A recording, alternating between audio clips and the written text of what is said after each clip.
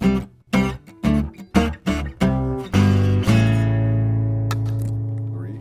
two, one.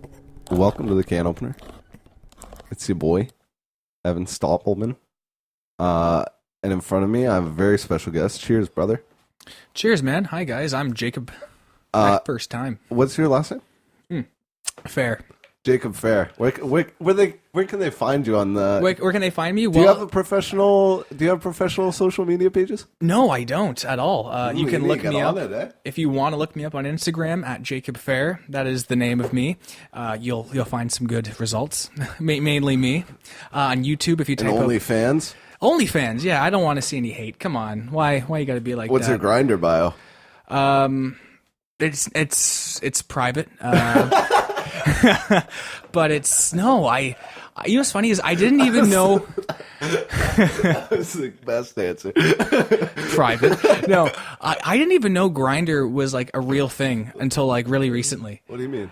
I just thought Grindr. I didn't know what it was. Okay, I'll be honest. I'm coming out clean. I didn't know what Grindr was. You thought it was the meme version? Yeah, of I literally just thought it was a joke. Like I didn't know. I had okay. never heard someone say that in a conversation my entire life. Like it never came up. Yeah. I only heard it in jokes. I remember they said it in a movie. Like I think it was in the movie Hit and Run.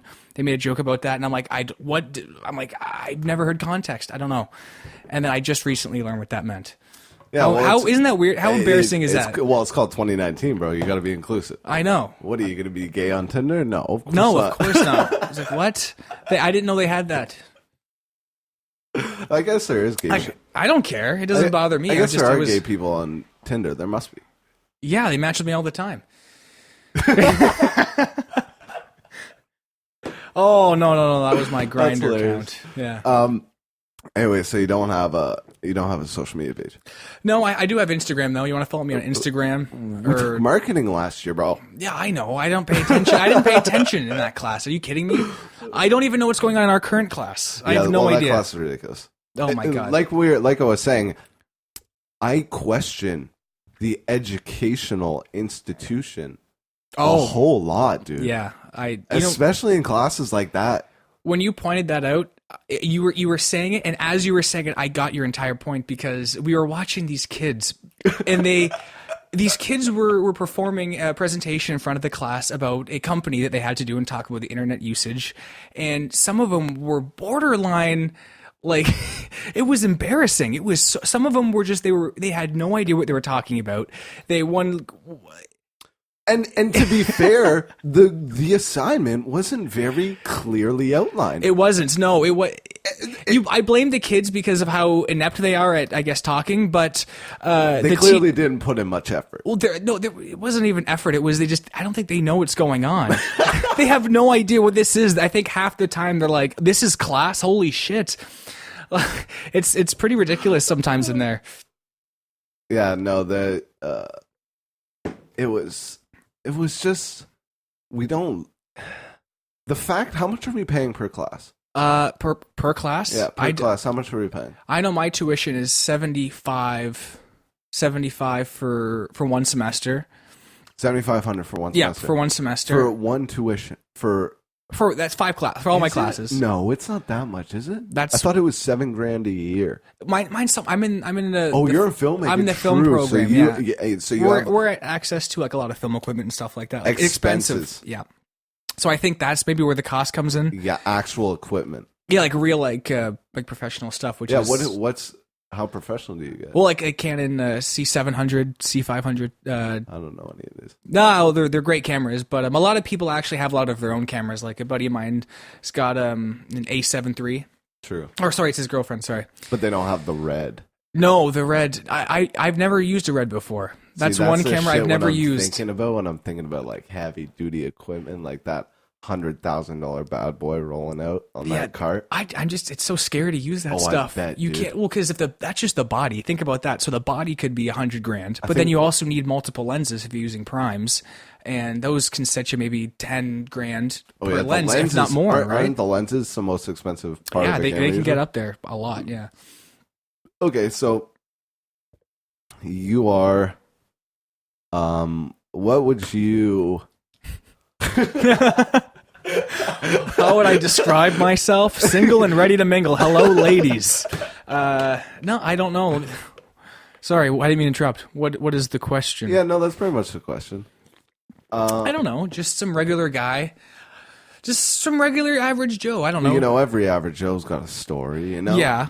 I don't think people are that interesting though. But you know how you don't think so? No, I don't. I think we make a whole lot of special thing. We're like, everyone's special. Oh, there's 7 billion of us and we're Not overpopulated. everybody. Maybe not everybody. Well, if everyone's special, I don't think anyone's special, you know? Like what is like everyone's like, "Oh, well, this is I don't know."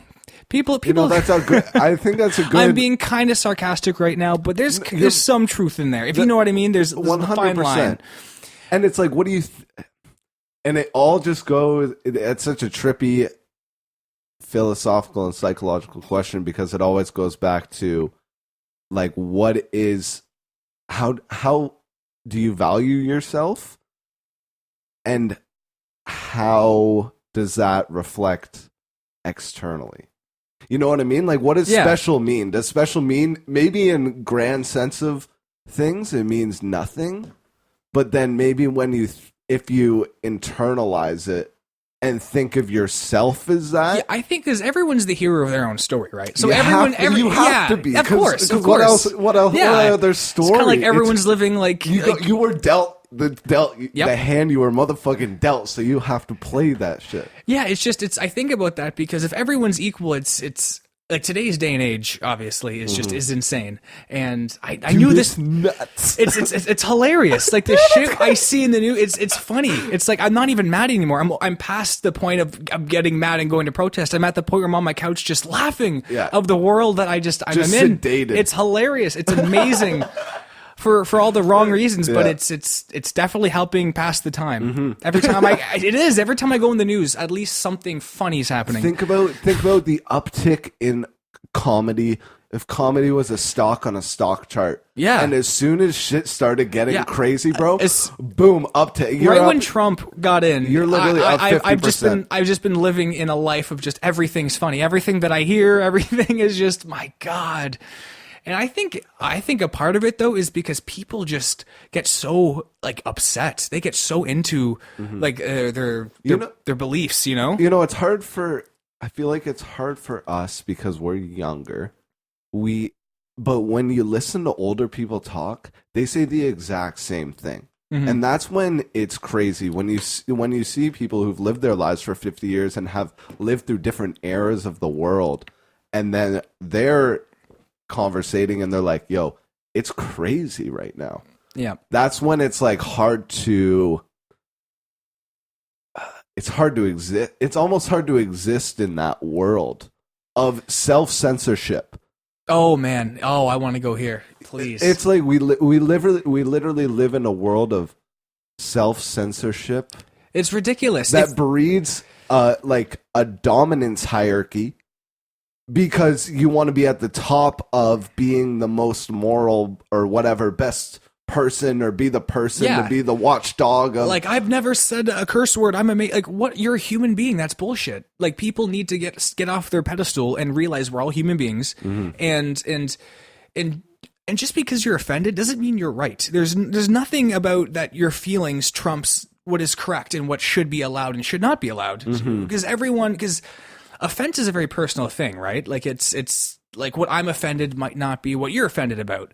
But if you, who said it? Someone said it the best. For some reason, I'm thinking of a comedian, but someone said it's like if you. Of course, because they're the truth tellers, especially in this realm. In this realm, not a lot of the intellectuals or physicists or like science, they don't talk about this stuff because that's not the realm. But as soon as you're a comedian and now all of a sudden your career could be jeopardized based off what you say. It's based not off a joke. It's not even about what you say. It's about something you created to create a reaction in a crowd. Of course, and it's ridiculous that some people can say, why did you say that awful thing? How could you mean it like this? And it's, if you're unclear of the meaning of a phrase or a joke, ask, get clarification. Don't take it in your own way, because I guess you could make the argument, well, once you say something, it's up for interpretation, whoever hears it. But still, the intention of the person saying it should matter. because something can be misinterpreted, and many things have been. But if you're unclear, just go ask the source. Hey, what did you mean by this? Like, especially with comedians, like, what did you mean by this joke or this phrase, or when you meant this word, how were you using it? Just it's. If something bothers you, I really think if something's upsetting you, you should just get off Twitter, all the single moms, holy shit, just get off Twitter and just do anything else. If it bothers you, just walk away.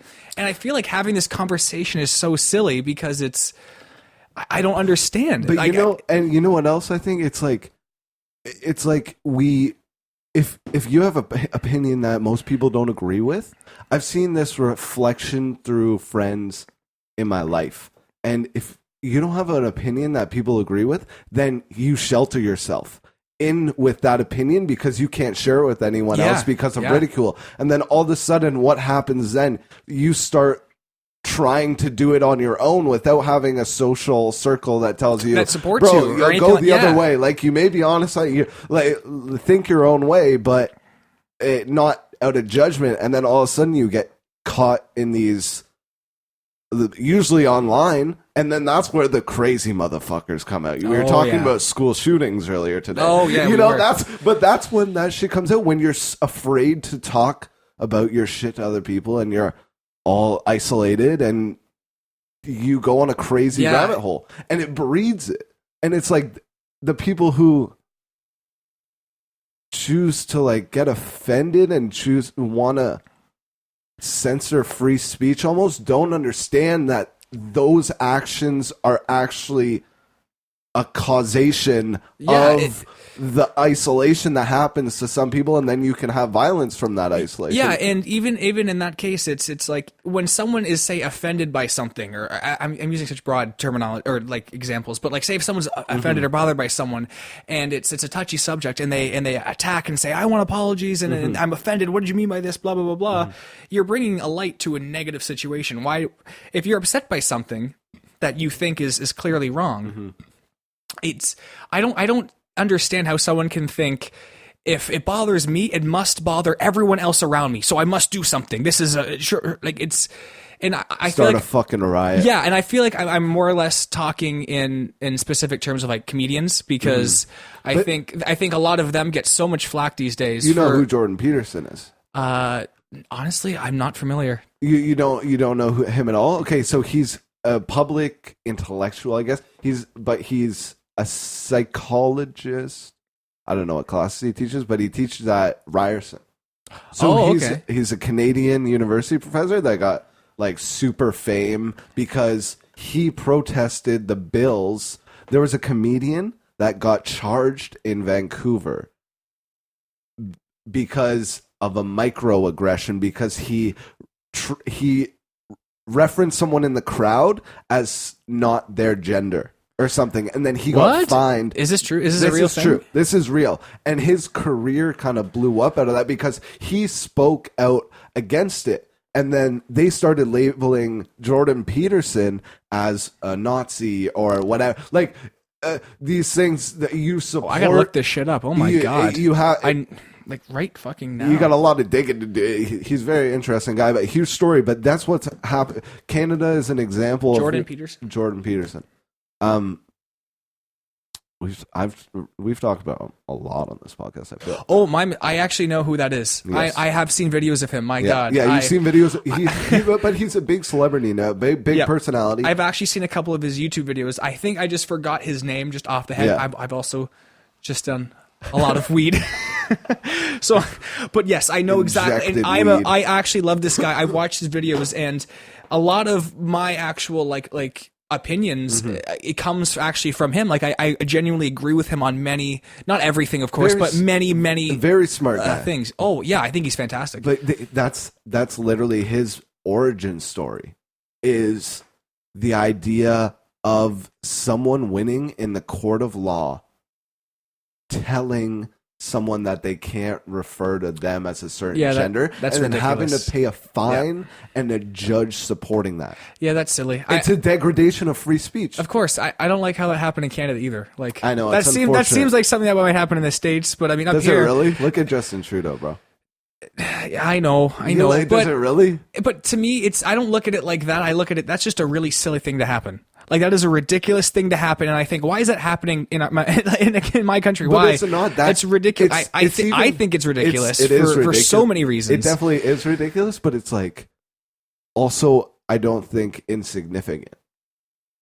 No. I think I mean? it should bring. I think people should be aware that that people are trying to ruin people's lives and careers over a difference of opinion, which is absurd. That's kind of how I guess we've developed as humans is we disagree and it's of course. How do you build ideas? Of course, yeah. Canada, think about how lucky we are. Think about how lucky we are. I think just for a second to be able to sit here and have this conversation. Right. And enjoy weed and beer. Oh, and man, go to it's school great. and drive a car and like live with a roof over our heads. Like we're just so fucking lucky. Awesome. And we're one of the most forward moving countries, and we're one of the most diverse. Yeah, we have a lot. We're melting pot, right? We're a melting pot. Melting pot, which is great.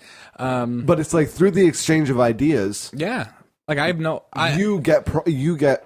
I think you prosper from exchanging ideas. Oh, of course you do. Yeah, you can't not, right? So you have to get difference of opinion because it's kind of like, why do you think your way of thinking is best? There are so many other people. Someone else must have a similar thought to you. Why wouldn't you listen to them? Why wouldn't you give them their just shut up with your arrogance and just listen for a moment. I totally agree, but we were talking about your buddy a second ago. Which one? Whatever buddy you did a podcast with. You don't have to name his name, but fuck, what was I gonna say, dude? I remember what we were talking about. We were talking about a friend of mine at the film program who. No, it wasn't. What were we just talking about? I don't remember now. Jordan Peterson. We were on Jordan Peterson and difference of opinion and stuff like that. We just you just mentioned about arrogance. Talking about arrogance. Okay, yes. This is so. But I feel like as I've gotten a little bit older, over just understanding how much arrogance there is in George Carlin put it best. He's like, there's a lot of stupid motherfuckers out here. There are. You want to get a list? Yeah. You'll have about 30 or 40 names by the end of the day. Yeah. That's his exact joke. That's so funny. I love George Carlin. But there's just so much. True. It's scary how much arrogance lives. It's almost that's tolerated.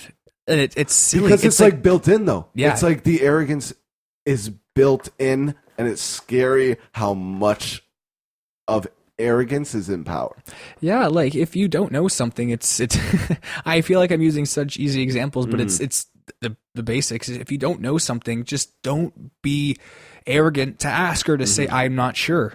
Like it's okay. It goes back to the being offended thing. It's like it's kind of arrogance. It's kind of like when you're at a comedy show, especially the context that is totally arrogance. If you are offended at a comedy show, oh my god! And someone's performing in front of you, and you yell out in front of like 30 other people sitting around you. You're not only ruining it for that's the thing. It's not everyone. It's not your show. No. It's everybody's show. Yeah, well, because that'd be terrifying. Imagine you're up there and someone's just disagrees with you and they start yelling at you. Have you had a heckler no yet? Hecklers. None. That's hilarious, bro. Just the thought of it's scary, though. No, you could kill him. I'd get mad. You know what's funny? I actually haven't been up yet, but you haven't been. No, I haven't. Not at all. Well, because I just got back. Oh, well, I didn't just get back, True. but I just got a job at the Toronto Golf Club. Yeah. So I've been working there. Toronto Golf Club. Where is it? Dixie Road. It's not far. It's like 15 minutes. Yeah, north. Yeah, so I've been working there a lot. I had like over 40 hours.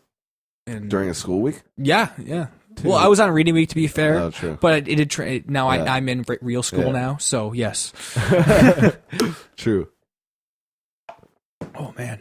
You want another beer? Good. I wouldn't hate it, man. I'm gonna grab one. Bless.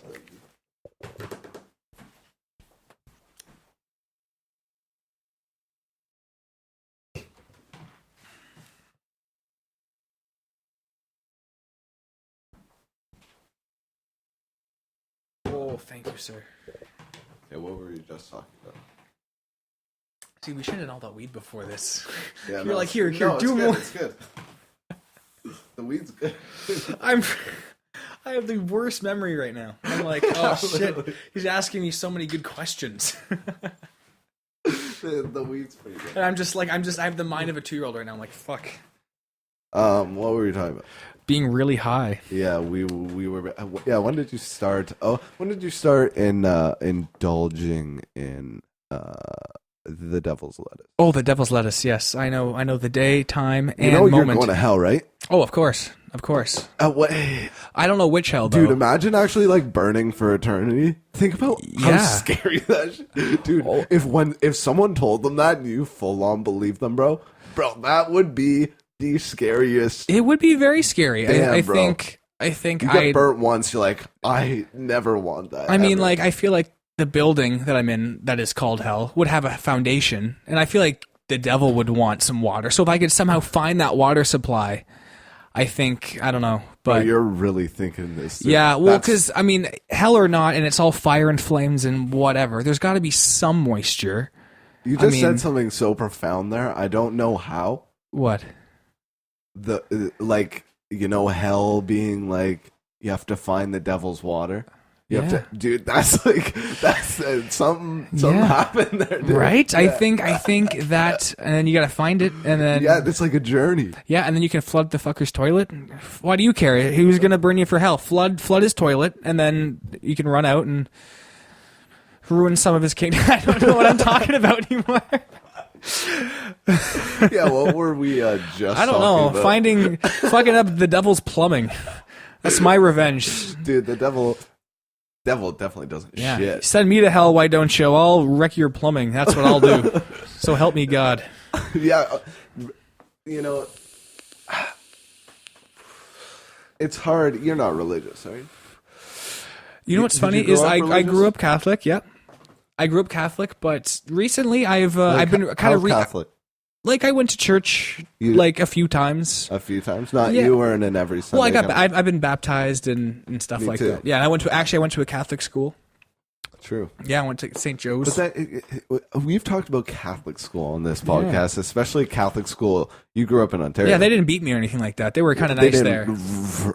What, rape me? Molest me? Which one? Yeah. Pick one. Well, I mean, they're kind of the same thing. It depends what age you are, you know? Yeah, well, I was pretty young. I don't remember it, but no, that never happened. My God.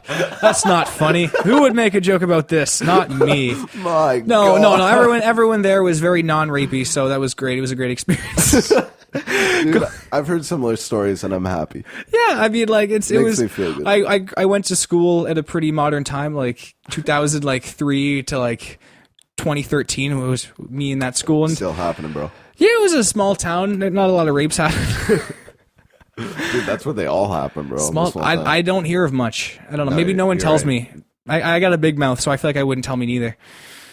But whatever. Okay, so Catholic. You grew up Catholic. Yeah, I grew up Catholic. I got. So were you ever afraid of the devil? Like, were you ever afraid of like Well, when I was really young, I thought, man, I'll just be a prick while I'm a teenager because it's fun. And then when I'm like 35, I'll get married to a Christian chick, and then I'll do my prayers and go to heaven. So I thought basically my first part of being a kid Jesus was kind of lets you do that, right? being a kid was the bad part. But no. I actually was. I remember touching a Ouija board when I was really young and being freaked out because I remember we had a priest come in and talk to us about spirits and stuff like that. And I asked a question because I watched a lot of horror movies when I was a kid. And I'm like, does touching a Ouija board really higher your chances of demonic possession? I was an idiot. Yeah. And he goes, well, son, he's all serious. And he's like, well, I can't confirm or deny these statements. But touching a Ouija board, I don't know. It wasn't like that a user serious. agreement. It wasn't that serious, but he basically said I wouldn't delve into that because even participating in things like that can be. I forget what he said. I was like 10, but I think he said something like it's spooky. No, he didn't say that, Yeah. but I remember thinking. Trying to scare you. No, I scared myself Because I remember going, oh, He didn't shit. try to scare you. No, he was honest. So I went to him during lunch. Was he like, it doesn't fucking matter? None of that shit No, exists, he was bro. nah. He was like, don't meddle with that. Was his main points. And Like, none of this shit matters, bro. What are you talking about? None of this. I was a kid. I was tax scared. write off for me. I just watched like The Shining probably, and I was terrified of like ending up living in a hotel forever. And and so I was actually kind of creeped out by what he said. So I went to him during one of my recesses, and I got him to bless me. I said, like, I touched a Ouija board. I used it with a couple of my buddies, and I was freaked out. I hated that shit. And to this day, I've never used one. Yeah, I'm genuinely freaked out. Like, I don't know if I believe in ghosts. Like, I have to think about that. But I don't know. My mom, but it freaks me out. I don't want to do that shit, you know? I just don't want to be around it. my mom grew up Catholic, and she has like the same initial like superstition, and she's really scared of it. And she's a really wise woman, I think. And Of course, she's your mother, right? Yeah. Aren't you born to think that? Yeah. Weren't you one? You were like, No, believe me, God damn it. I think after you're an adult, you have the choice to figure out which one of your parents Unless are she idiots. got to you too fucking bad, man. You never know. Unless she got to you too fucking bad. You never know. But I don't think so. Anyways. I'm kidding. Yeah, no, I've of never met your course. mom, but she seems like a wonderful lady from this But anecdote. She's always superstitious about it. She's always been superstitious about it. I didn't go to church with her or anything. Wait, she But went I to did church. get but I did get baptized. But she went to church. She never took you to church? No. No? No. Because she You was get over it. baptized She or was anything over- like that? She was more of a hippie. I did get baptized because she Okay. was afraid of demons. Yeah. Would she like see an early cut of The Conjuring and go, not my child? That's exactly what happened, dude. She said she watched Rosemary's Baby and it was like- over. That's exactly what happened. Oh, man. Dude, I don't know how you guessed that, but That's, yeah. exactly. Well, I feel like it's going to happen to my kids. Dude, that's so I'm gonna see like The Conjuring 47 and be like, no, not my kids aren't getting a poodle. Yeah, dude, what's going on with the film industry, bro? Okay, So much. They're we making were movies. talking about earlier. How do you define yourself? Vape king, god, ex-lord, comedian, slash student, slash golf town killer, slash murderer, slash autist, slash. I don't know where this is going, but I'm intrigued. Please continue. I'm so intrigued by this. No, that's pretty much it. So is your question for me to describe myself? Is that what what? I was going somewhere. I promise you, I was going somewhere. Oh, okay, but you didn't. Okay, so you're right. I got carried away. I got really. What carried news away. do you watch? Let me ask you a question. So we were talking about films, but you were talking about the comedian. So that's you're an aspiring comedian who's in a film industry school. Yeah, I'm at Humber for the film and media program. It's great. I love it there. It's pretty dope school. It's fun. Yeah, I'm a lot of good friends I've met there and stuff like that. And they have access to great equipment, like I think I said before. But it's so much fun. And Yeah. the professors are great, and they know a lot more than me, which is I guess ideal. But it's I love it. Although, except for the one elective that me and you got. That class is Kind of whack. it's definitely entertaining. That class is I Yeah, will say no, it's the entertaining. two black guys who sit in front of us. Oh, they're so funny. Oh, we should have them on this podcast too. Oh my god, Holy it would shit. be out of control. Although I can't understand one of them half the time, but he's really funny. Like I can just tell he's saying something funny. I'm like, I just laugh. Like I don't know what he Yeah. said, but it And sounds he- funny from a distance. He kept turning around today, and so He wanted my approval. I Yeah, know. yeah, He knows I'm the top dog in that class. He looks back. He goes, I need this guy to approve of my humor. No, I don't think on that. all the desks. Yeah. Just trying to gain as much territory. that joke doesn't please me. Say it one more time. Dude, they're really. They are like they're characters almost. Well, are they friends? Do you know? Are they friends like outside They of that must be. class? I don't know. Yeah, because they talk a lot I to don't each know. other. So what they were must we, be. what were we just talking about? We were talking about your school. I got cut off. Oh, so what? My school? Yeah. You go to the same school there, Cheesecake. Yeah. Yeah, you're right, dude. Our school. Yeah, our school. Yeah, you're talking about your program though. Yeah, Humber. Yeah, the film program. So you enjoy it. It's great. Yeah, it's it's funny. We try like different every aspect of filmmaking, whether it's like filmmaking, like actual shooting, camera operating, like being a PA, lighting, gaffer. What are your opinions on like school? Because when I tend to ask, my first reaction or my first initial question or what I'm thinking about when I ask someone what they're going to school for is like, what do you want to become out of that school? You know what I mean? It's like, fuck the program. Yeah. It's like, what do you think you want to get out of that program? No, yeah. I think for me, well, one, I got a university degree. Yeah. I got a BA, film and arts, but also it's great to make. What job can you get out of that? Well, I think it's great to. Well, it's like anything. I guess like if I want to be like a film director, stuff like that. There's no real like limit. There's no like I'm gonna do accounting and then I'm gonna go be an accountant. Yeah, but for me, it's not like because if I can go to film school, but I can also just. Even if I finish film school, I could just not do anything because it's all about if you want to make films, you just make them. So it's even if you're in film school or not, like I just try to make things no matter what I can, get connections, and that was another part of why I decided to go to film school is because you meet a lot of people with similar interests. You know, you meet a lot of great friends, but you also meet a lot of great like work connections, people that you can use on making your stuff. You know, and I think film school is a great way to connect people who are on the same learning level as you that can actually like help you evolve as a filmmaker at your early stages and have like grateful like relationships like business and like as a friend and so, you know, so I think that's great that film school can offer. I totally agree with that opinion. It's like especially for shit like that when it's like about building that social community that you can create with, that's like essential because it's like, well, especially with filmmaking, it's like it's either small production or big production, you know what I mean? There's no in between, so it's like you need to build a community if you want to really live off it in order to create business with other people in your area to dominate the small market that you can dominate. Yeah, well, you definitely need a lot of help because filmmaking is not a one-man job. Like when I was back in my hometown, I sorry to interrupt. Yeah. But it's also like you need a lot of help, but it's also like help that you can't find very often. It's like creative help. So yeah, this is where I was going. So I made a couple of films in my hometown, you know, just like friends from school, you know, and these are guys who like liked movies. Everyone likes movies, I think. But these guys weren't like interested in pursuing production or filmmaking or anything like that. So asking them to help and basically me teaching myself, you know, filmmaking when I was younger and watching YouTube videos and buying my own gear and using that stuff. I have to teach my friends how to use this gear, right? So I'm not even qualified. I haven't been to film school, but I'm learning and teaching myself, and I have to teach my friends how to use this. So when you use your friends from home, yeah, it's great, and they're your friends, and they're helping you and giving you your time, and it's fantastic, and you should really appreciate that and love that.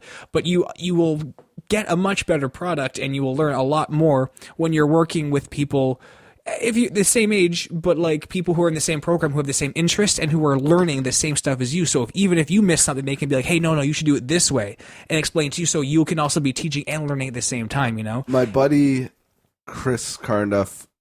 There's a couple of things I want to say because you just said some really good stuff there. I think my buddy Chris Carnduff once said, he's like, when you walk into a room, you do not want to be the smartest person in there. Oh, of course not. You need to learn, right? It's like you can't if you're at your maximum, you need to humble yourself. If you found some success, you instantly need to go to the bottom tier of something else in order to continue learning. Yeah. In order to continue learning to what you want to achieve. And I also think another point you made was the teaching. I think teaching is such a crazy way to learn. If you've ever taught someone, if you ever have like led someone to do something and I think it's probably the best way to learn anything. Is to just do it. To do it and to show someone how to do it. Yeah, so they're actually like doing the thing. And so that was, I guess, before I went to film school, I actually did some research on the pros and like cons of going to film school. And one of the cons is that you can kind of teach yourself a lot of this stuff. And that is true. There is so many videos online that can really teach you. You can teach yourself everything. Everything. But there's so much We were just talking about Jordan Peterson. He puts all of his philosophy lectures on. You could watch all of the philosophical lectures on him and write a book. Yeah, no, it's great, and with all this information that we have, like access to everyone, it's free. YouTube, Bro, think about how insane it is. Like if you really think about how insane, you can Blows my literally mind. teach. And no one actually thinks about that. You can teach yourself anything you want, anything. Just go online, look up a video, do it, practice it, and it's actually ridiculous. We live in an incredible time. God bless. Life, bro. Right, and so it's great that we have all this information. Jesus But Christ. also, one of the things that was so great for film school is, as a kid, if I was just pursuing film, I couldn't afford to get all this amazing equipment that I want to get my hands on. Like going to film school allows you to use this stuff, like production standard equipment that you will actually use in the industry, right? So it's great that you actually get practice to learn this amazing equipment that's worth a lot of money. You got to be careful with it because for me, I'm not used to that. I had a little Nikon D32, like a $40 shotgun mic, and I got like a $200 pack of soft boxes on Amazon. And that was my setup. And my dad got me a little like shoulder mount that was like $60. It was really small stuff. So coming to Toronto and going to film school and seeing all this stuff and gimbals and like mirrorless cameras like the A7 III and stuff like that, it's just amazing the stuff that I can now use for free. I mean, not for free, but I mean like you pay for it, but you pay for it, yeah. But you know what I mean. But it's tens of thousands of dollars worth of equipment. I didn't mean to say free. That was the stupidest thing to say. Well, it's not. Yeah, not free, but like whenever I want. Yeah, it's how it feels. Yeah, it's how it feels until you have to pay the check or until your parents pay for it for you. Yeah, exactly. We don't even really pay for it. Like even mine gets paid by OSAP. Yeah, I didn't qualify for OSAP. Oh, true. So, so your parents. Yeah, my parents. God bless. Yeah, thank God my parents have money. God bless. Because I don't, man. And it's thankful. All you have to do is be grateful. There's nothing wrong. No, believe me, I know how much of an ass I am to my parents. Like, I know that. Like, I take a lot from them. My dad helps me all the time. He's so nice. He gives me money all the time. He's just so nice. And I know that. So every time I have the chance, I say thank you, like, ridiculously too much. Thank you very much. I try to at least. But I know you can be an asshole.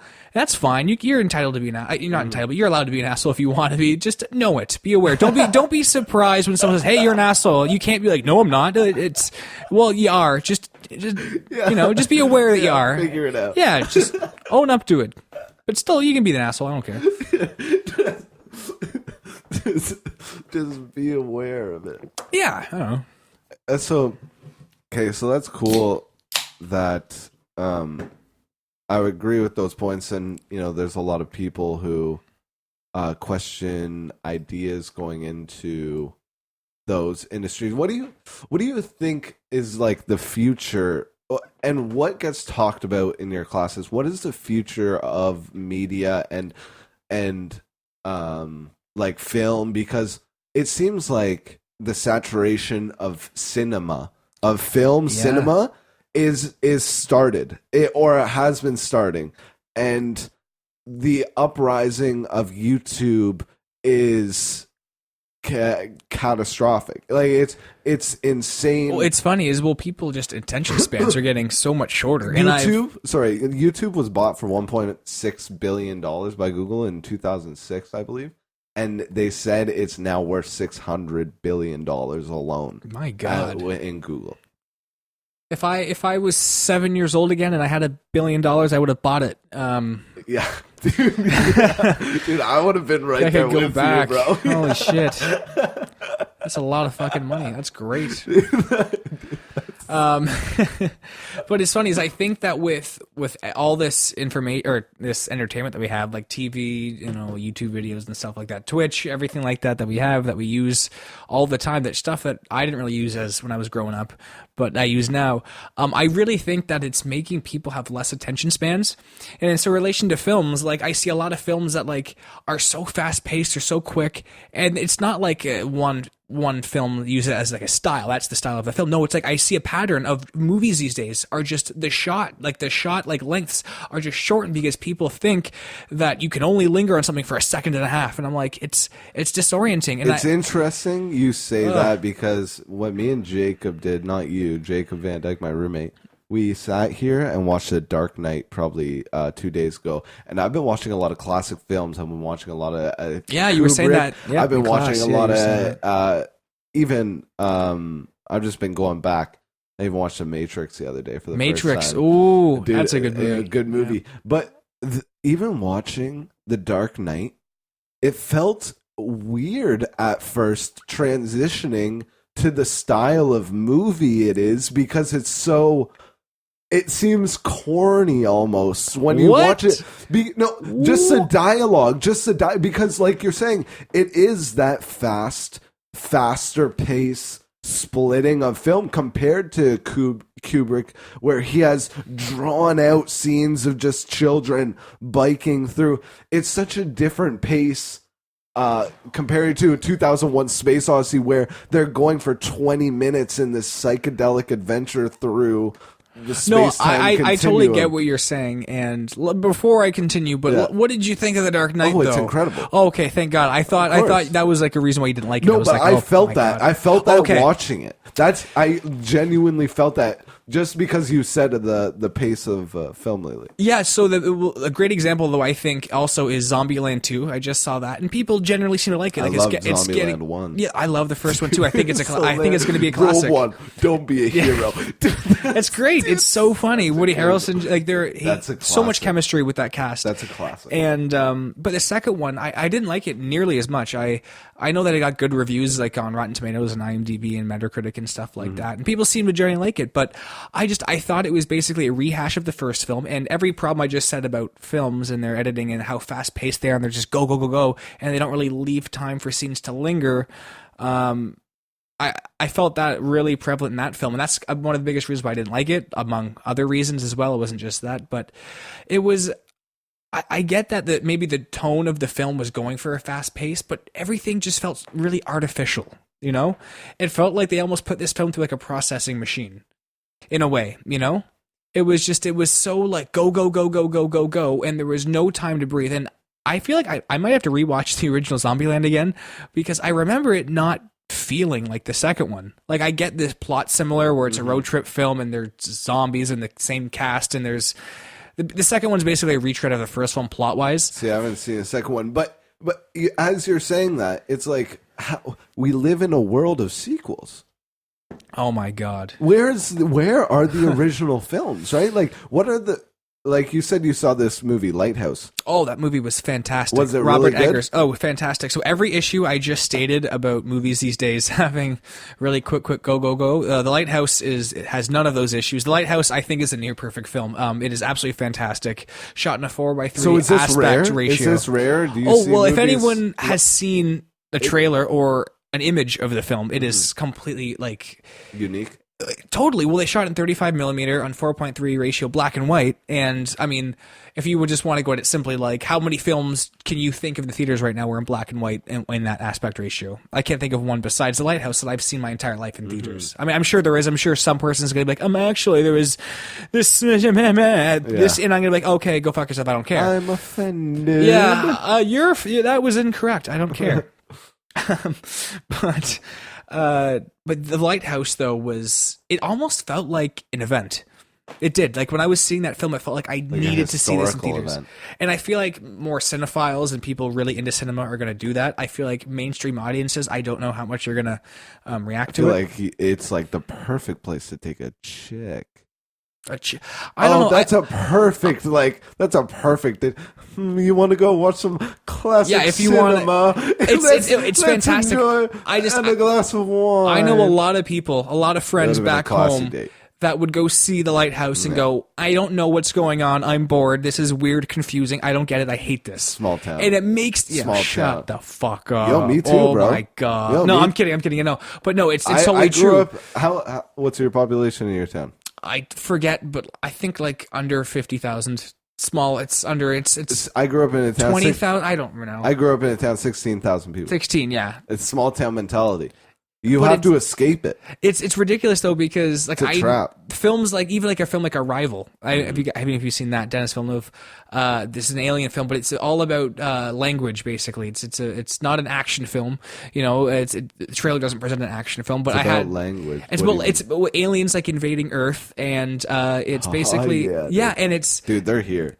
Here we go. But Jeremy Renner and Amy Adams play, I guess I forget exactly, but I guess these two scientists or languagists or someone important in the government, and they go to basically try to discover how the aliens communicate and what language they speak. And it's not a language that people have ever seen before, so they have to basically invent a language. So the film is very, some would say, like not boring, but I would never call it boring, but some people would say it's slow. It's slow. It's a slow build. That's how all of my homies react to Stanley Kubrick. And it's ridiculous because it's just because a scene is slow, there's meanings to things. More things have more meanings. It's like reading a book. It's not about reading it fast. It's about taking in everything that scene gives you. And we're not used to that. We're not used to the idea of like every single thing has a meaning. We need to. There's so many ideas that we don't have the ability to pack into one. Because there's so much shit out there. We have our phone. We can pull we can make a story out of anything. Yeah, and there's just so much shit out there. Mm-hmm. Like if, like people who like. I mean, it's almost taboo at this point to make fun of Michael Bay. I feel bad saying, "Hey, if you like Michael, if you like a film thing, it's like a meme." Yeah. Well, I guess you're not in the film program, but so what do you know of Michael Bay? I'm curious now. What do you think? When I say Michael Bay, what do you think? What comes to your mind? What do you think of him? I'm just kind of curious. So I get what I understand the perspective you're coming from because it's like a cultural thing. It's like a cinema cultural thing to have certain opinions. You know what I mean? But it's me, I don't have an opinion, but all I think are the memes of, oh my god, this shit takes so long, and all it is just explosions, and those are the memes I think about. But when I see it, I don't put that much thought into it. I think I'd see Avatar. He did Avatar, right? No, that was James Cameron. Okay, the Titanic. No, that was also James Cameron. I think you're a huge fan of James Cameron. Dude, I haven't seen the Titanic. I've never seen the Titanic. Michael Bay did all the Transformers films. I love Transformers. The first one was... The first one I liked. That shit was so... Dude, I watched that shit. I like the first Transformers. I just got so excited there, dude. But what did you think of the sequels? I have to know. I didn't care about them. They were trash. Well, because... They were trash. Have you seen the fourth one, Age of Extinction? Is that where... The one with the Mark Wahlberg, the first Mark Wahlberg one. No. I think that's the worst one. I watched that, and I was actually bored to tears watching explosions. I've never actually been so numb and so used to just things happening. I was amazed that they made this. I just see you on the couch, just like arms spread across the couch, just mouth My open. eyes were just shaking. I'm like convulsing. Why is this happening? And then I watched the fifth one. On the heroin. Yeah, just to get through that movie. And then I watched The Last Night, and it's a piece of shit too. And it makes me sad, though, because people obviously make fun of Michael Bay a lot. They give him a lot of shit, I guess, rightfully so. But he's made a lot of fun movies in the past. Like, I like Armageddon. I don't care. It's cheesy, whatever. But Bruce Willis sacrificed his life to save everyone on Earth. How can you not love that? You got Aerosmith. You got Ben Affleck before... Aerosmith was in that movie? What do you mean, Aerosmith? The song, I Don't Want to Miss a Thing. The theme song. It was nominated for an Oscar and a Razzie at the same time. I know Eminem won the Oscar, but that's it. Yeah, for Lose Yourself, 8 Mile, yes. Fuck yeah. No, but so the Aerosmith song, it's your birthday. That Aerosmith song was nominated for an Oscar and a Razzie, so the best of and the worst of that same year, simultaneously. That's weird. Interesting. It is interesting. Just like Dave Chappelle got a 0% that was comedy special, it's definitely changed now. I've checked it. It's changed now. It was a 0%. Oh, those how do you like, by critics? That's ridiculous. And then a 99% by the people voting. I'm pretty curious though what happened there. Like, was every critic CC'd an email saying if you find this you're fired? If you find him funny you're fired? Like what? What's wrong with liking someone who might be offensive? But it's a comedy. It's hard to think that shit happens. It's hard to think that shit happens, but I think it does. Yeah, that was silly, but because I loved it. I actually recently just watched it a couple days ago, Sticks and Stones, and I thought it was really funny. Dude, the car scene with the T's and the G's and the L's, dude, that like, whole scene was that whole bit. It was a whole bit. But I've never been in a moment where somebody's painted a picture like that within a comedy bit. And you totally understood every little nod, reference, joke he made because it was layered throughout the entire bit. And I'm curious. Like I try not to go online to look up backlash on my favorite comedians because I just end up getting mad. But I haven't heard much on Sticks and Stones, even though I know it was known for being very, I guess, offensive to mainstream people. Yeah. But it's a comedy special, so it's what it does. It's if you don't like it, you clicked on them. If you click on them, you get what you get. Like, don't blame the artist for being an artist. Yeah, entitled sons of bitches. But I knew, like even the Bill Burr special, Paper Tiger, I thought was fantastic. So dope. I thought I thought it was one of my favorite specials he's ever done. Both of them, fucking peacocks, bro, showed their colors, dude. Like how gifted comedically they are. Yeah, and Bill Burr though, he's a guy that gets me because I find when people get angry and upset about things just hilarious, and he's got such a dark opinion and view on most things that I find it almost impossible for myself not to laugh at the stuff that he's saying. I find him so entertaining. Even when he's not even making me laugh, I find him so interesting. Do you know who Theo Von is? You know what? It might be another Jordan Peterson incident where I don't remember his name right now, but if you showed me a picture, I might know him. Yeah, so Theo Von, he's a hilarious comedian, and he kind of blew up because of his podcast. I'm gonna put you onto a bunch of these fucking comedians, bro, because this shit's that'd be fun. This shit's next level. And Bill Burr went on his podcast. Oh shit! Completely destroyed him. Just roasted him the whole time. Why? What did he do? What did he say to Bill Burr though? But Theo Von's kind of like a goofy, like. Did he say something stupid to Bill Burr? You can't. Not really. If you've seen any Bill Burr interview, you know to not be an ass around him. Just be straight. No, you know? He completely destroyed him. But but you were just saying that's what you like. That's the Bill Burr you love. Of course, yeah. If Bill Burr, it'd be an honor if I saw Bill Burr and he just started insulting me, like who the fuck are you? I'd be like, all right, cool. I'd be like, sweet, I got insulted by nice hair. It's like bro. a badge of honor. I think he's so funny. I feel like you can't get mad at him. I mean, like he's so he's funny. One of the best ever. Oh, I think recently, yeah, fantastic. I think. Yeah, Paper Tiger was great. I forget the title of his black and white special he did for Netflix, but I thought that was hilarious too. I don't remember. I forget. I remember the last one talking about Hitler and Stalin. Oh my god, yeah, he's he's a legend, I would say. Now, I was talking to your roommate Jacob. He said he was a big Louis C.K. fan. Yeah. Have you seen any of his stuff? I think he's a dangerous sexual predator. That should be locked in a cage for the rest of his life. All right. Okay, we're gonna take a break. And you can't. You're so concerned for them. I am. I think you got to be devil's advocate, bro. You got to play the other side. Nah, man. I will never go on the other. Oh, well, now that you say it like that. Oh my god. Christ almighty. What the fuck is this? What the fuck did this turn into? Oh my god. Yeah, but that's what I'm saying. Louis C.K. is a criminal. And all right. Of course, your sarcasm is slipping by my cracks. But, nah, man, like, what happened to Louis was, like, in all seriousness, I think, completely blown out of proportion. I think 100%. I think that. Well, I think it was jerked. You know what? Out of proportion rather than blown out of proportion. You're wearing a fucking hat that says math. Yeah, like, dude. I'm doing the math on this one. You're not. Dude, I got the equation, and you're. Oh my god.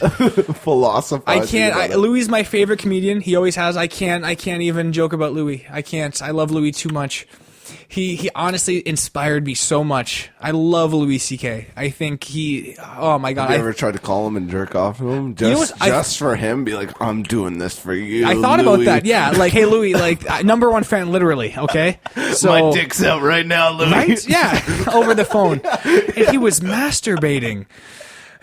That would be great. What would his reaction be if a fan called him? He probably, I feel like he would do what anyone would do, just hang up. If he doesn't like it, he'd be like, oh, well, that's weird, and just boop, gone right there. Or he'd be intrigued. Oh, what are you thinking about? You know?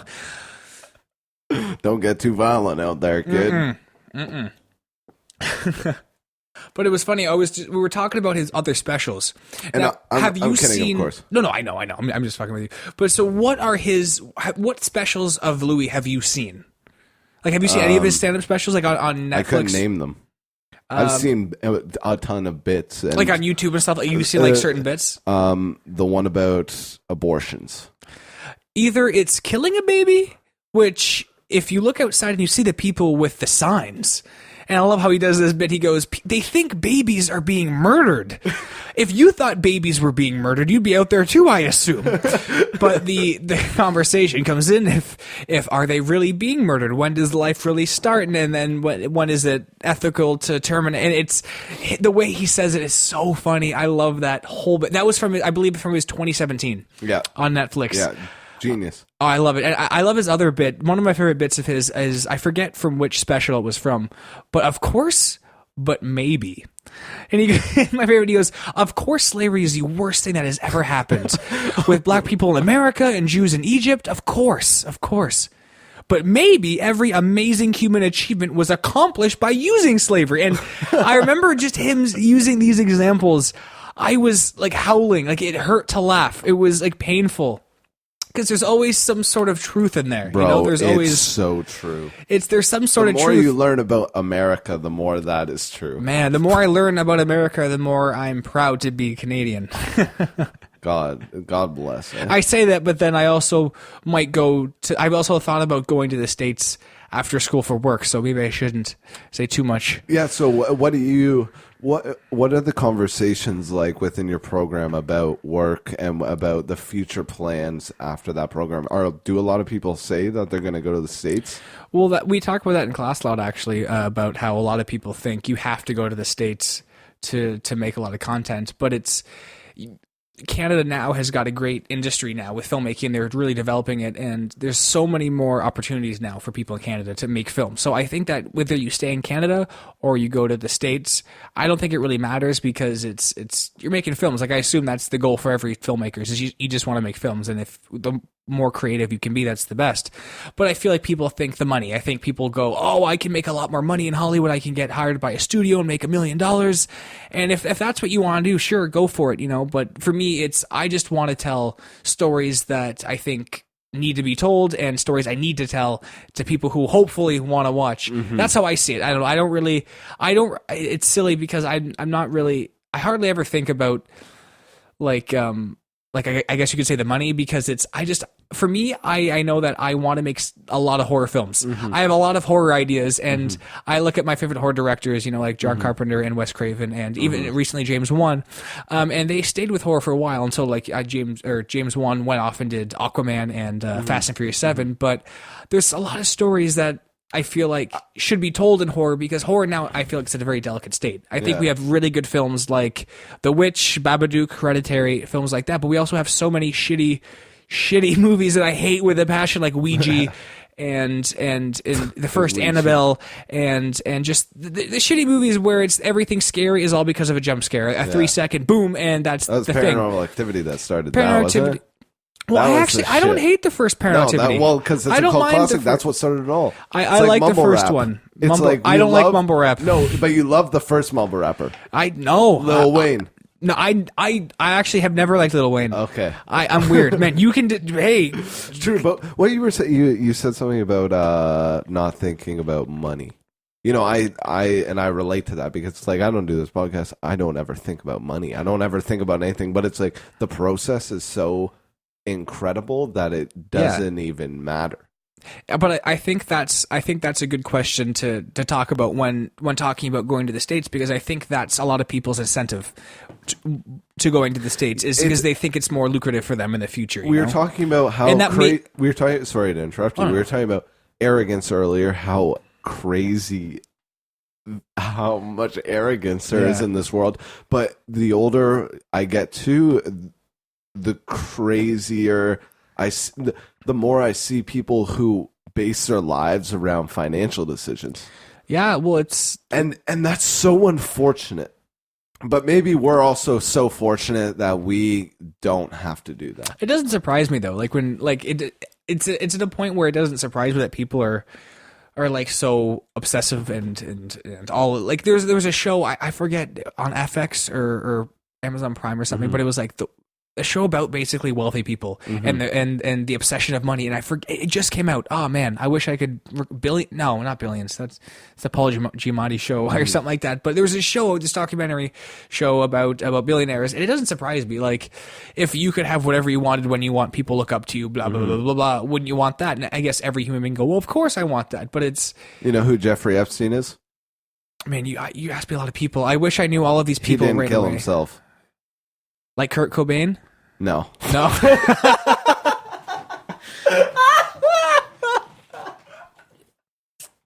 Oh, not at all. The only listeners Courtney loves. She's like, that fucking asshole.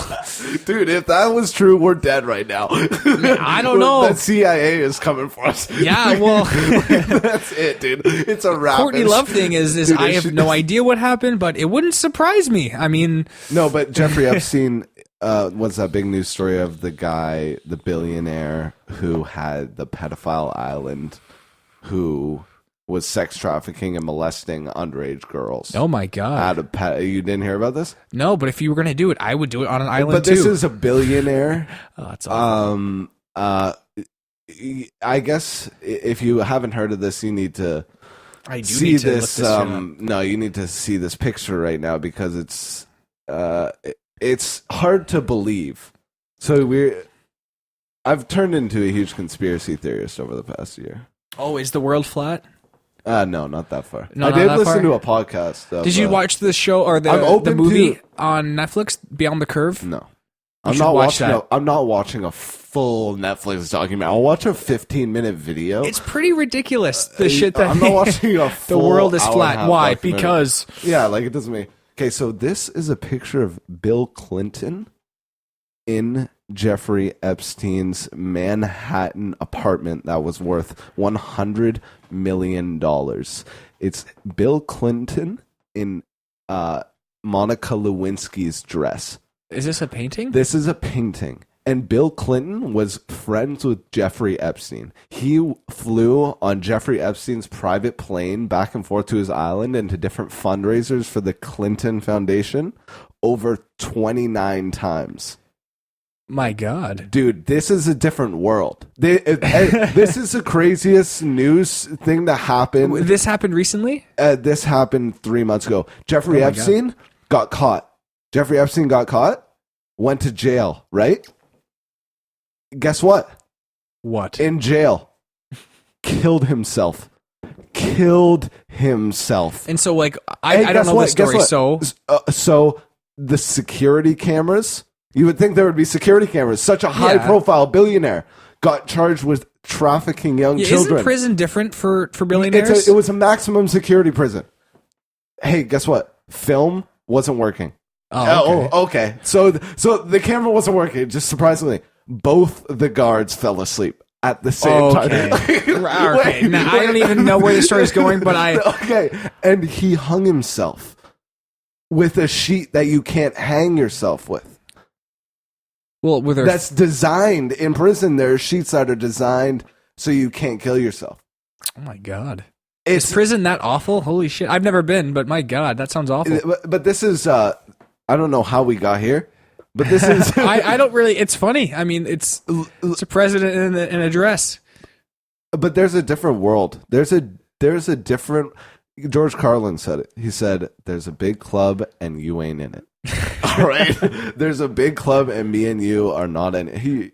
We were talking about fucking George Bush earlier. Well, because I just watched the movie Vice with Christian Bale. True. The movie with Dick Cheney's rise as vice president, how he became like the most powerful vice president in the U.S. history and stuff like that. And the way they portrayal of George W. Bush in that film, right when I saw Sam Rockwell as him, I laughed right away.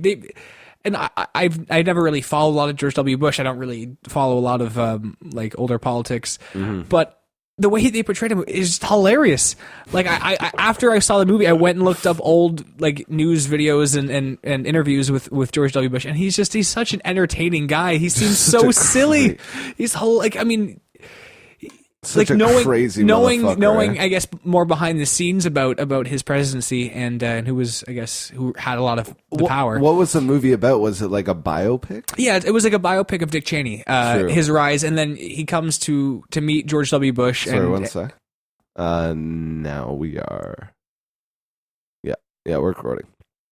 But you're talking about the biopic Dick Cheney. Yeah, the Vice, and I had heard a lot of I guess mixed things about it. Yeah, and I watched it actually the other night, and the editing was really weird. Like the opening thing, it's like the opening scroll. It says this is based on a true story, as true as we could make it, because a lot of this information is confidential, and blah blah blah. And then at the bottom it goes, "We did our fucking best."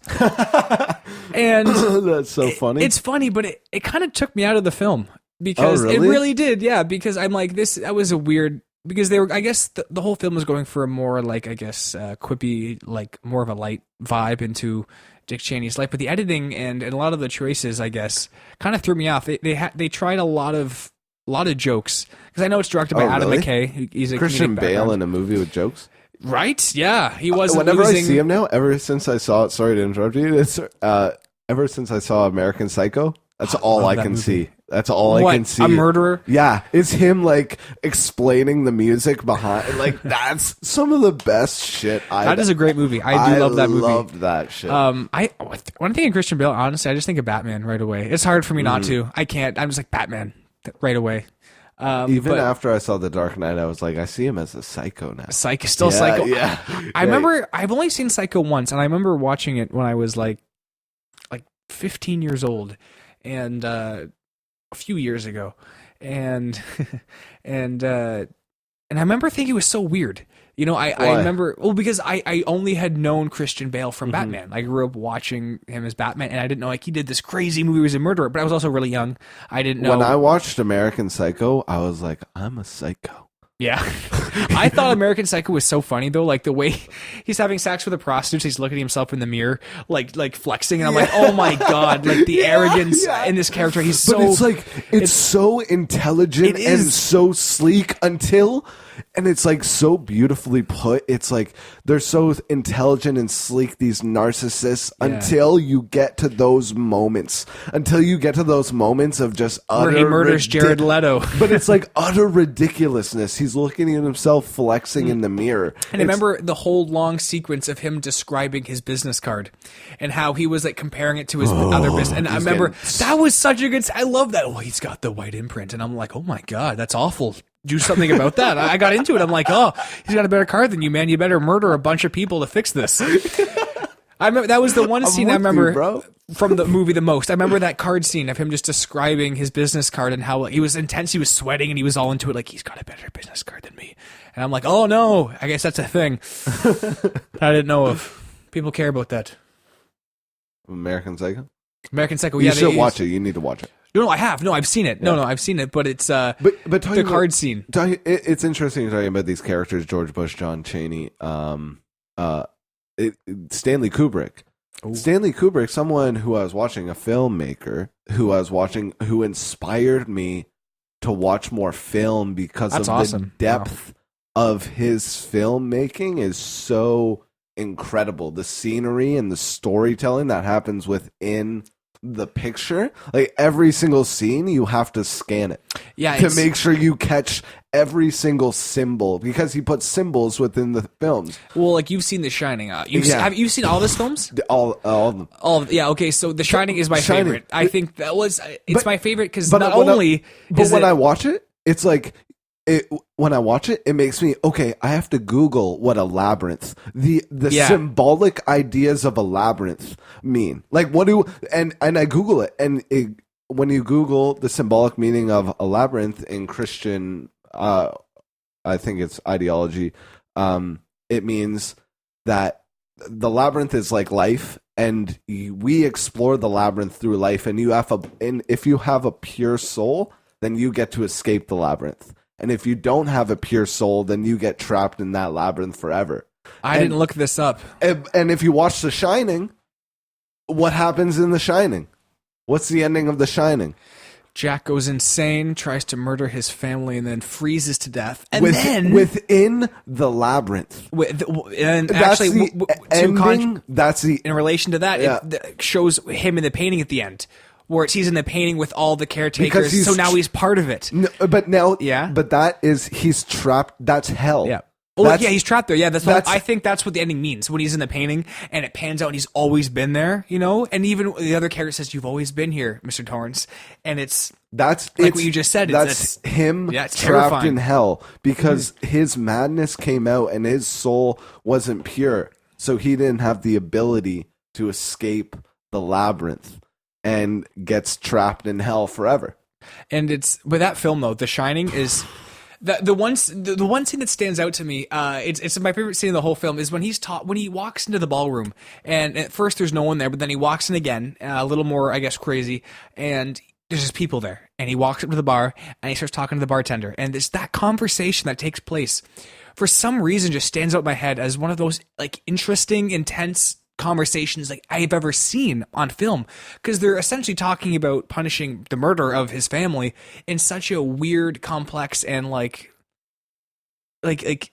innocent way. And it's so weird. And then it transitions into the conversation in the bathroom when it's all red, and he's talking to the other caretaker who used to work there, and what other punishments need to be done for it. And it's terrifying. It's so scary, but it's so well done.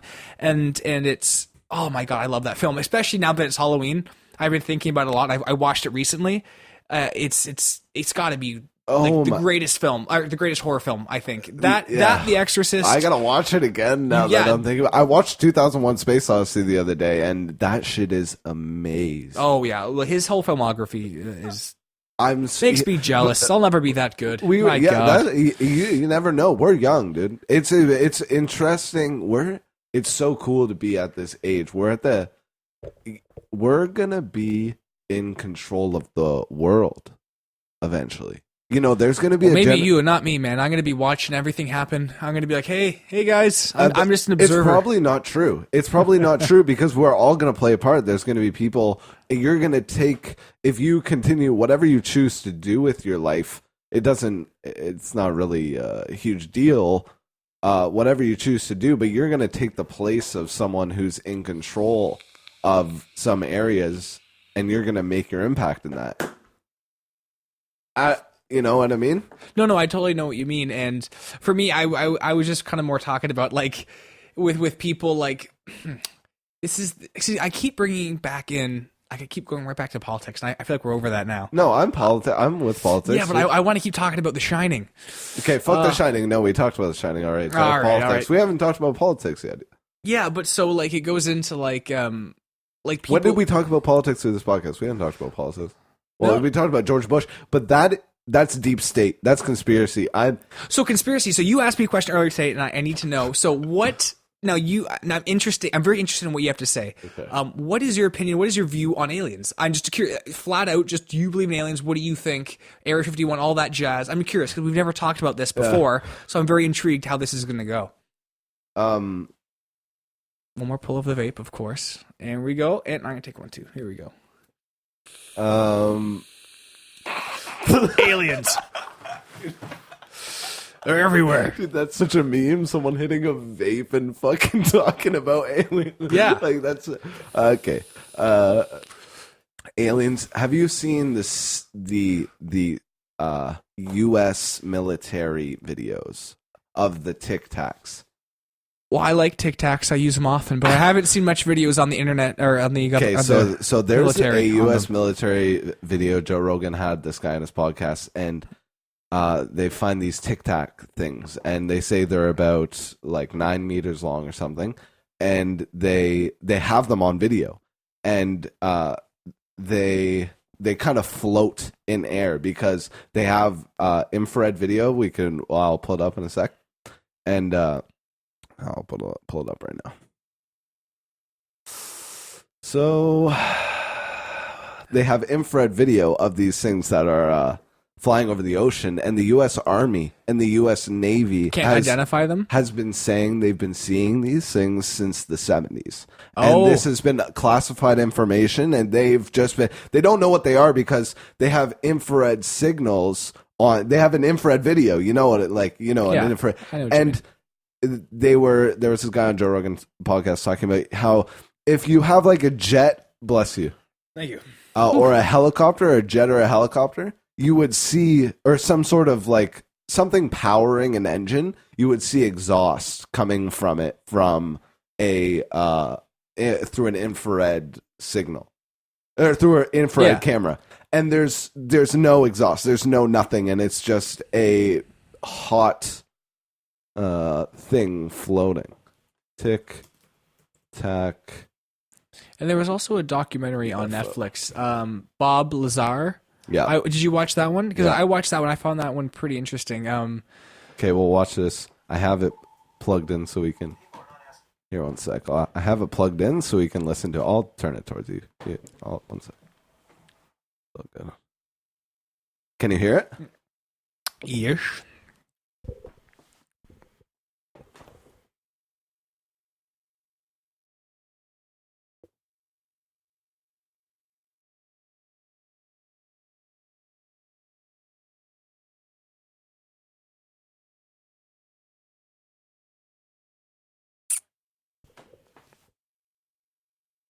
Looks like a TIE fighter. Yeah, they're doing like missions or whatever.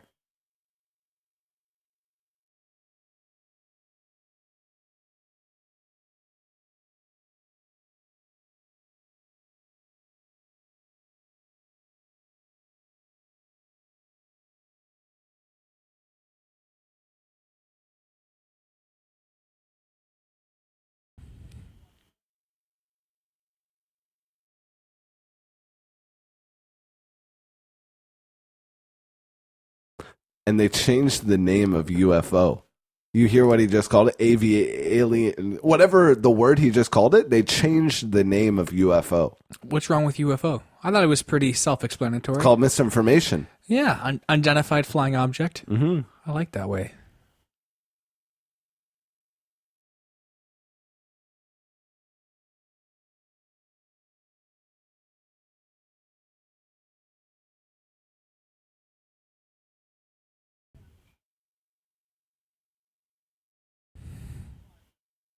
But anyways, that's it. And they said they've been seeing those things for 30 years, and they hover over the ocean.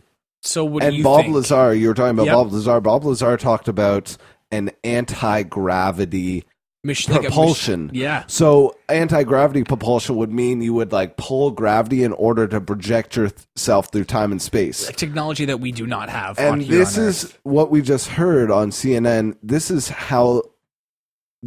the only way this thing could fly and make propulsion is with anti-gravity, because there's no exhaust and it can maneuver at any angle. It can pull itself at, like he said it can move at a helicopter, but like way better, like the way more agile.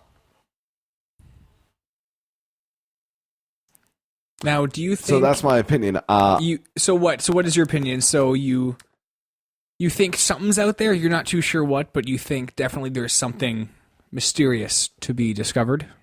I don't know the impacts, but we live in a world where we're consumed by media and social. We were talking about being offended and stuff. We're consumed by this societal way of thinking and these things that have been prescribed to us for. We're talking about religion earlier, thousands of years in terms of religion, and I don't know. I don't think any of us know how deep like our consciousness goes. So I'm open to so many so you're open to it, yeah. For my me, God, bro, am I open like to for it? me, like I watched a documentary on Netflix and I was intrigued and I was like, oh, that's interesting, and I don't think everything is a lie, of course. But I had questions. I'm like, well, obviously, like this Bob Lazar, they do a whole part on like why would he be lying and stuff like that. And I'm like, well, I feel like he might lie for fame to make this documentary. I feel like there's a couple reasons why I could think on the top of my head why someone would lie. Now, I don't know if he did lie. It's funny is because that's basically what the documentary is based around. Is this guy telling the truth or not? And I think that's kind of a big part of whether you're going to take it for for real or not. And for me, I'm very indifferent. I think that Area 51 is very ominous, and I think they do have something there. I don't know what, you know? Like we said earlier, George Carlin says it's a big club and you ain't in it.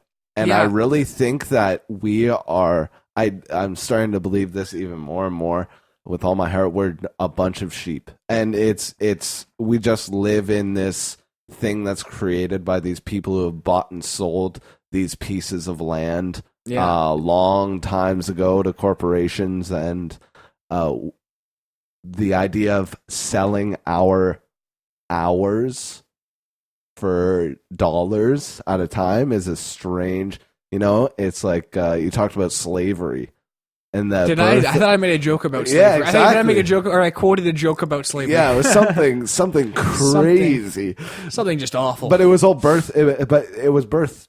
We were birthed from that, and now it's all of us. Yeah, well, if you think about it though, like if there are aliens, like if there are 100% aliens out there, and I mean, like if you think about it, I guess that's kind of off topic from the other stuff.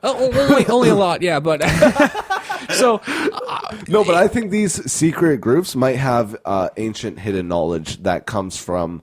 You know what? Sorry to interrupt. Talking about aliens, I think the most real life alien is an octopus. An octopus, bro. Think about an octopus. Have you ever seen videos of octopus changing their entire color and their entire texture? There's a certain type of octopus I've seen videos on. I think on the Nature Channel that is just really weird. I know one that can I think I know what you're talking about. I don't know the name. There was this mission that went on in space, and I forget what it was called, but they found out that they can grow plants in space.